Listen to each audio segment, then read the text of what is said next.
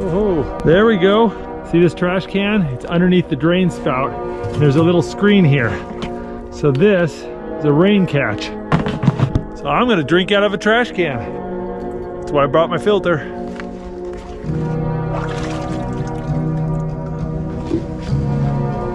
Just hang up the dirty water and the gravity feeds it through the filter, down the hose and into my water bottle. It filters about 1 liter every 2 minutes. It's pretty fast. Would you drink out of here?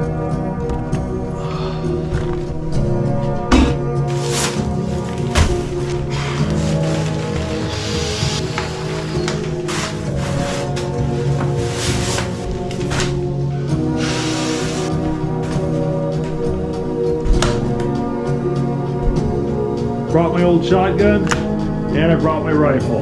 We're geared up for just about anything we can legally shoot.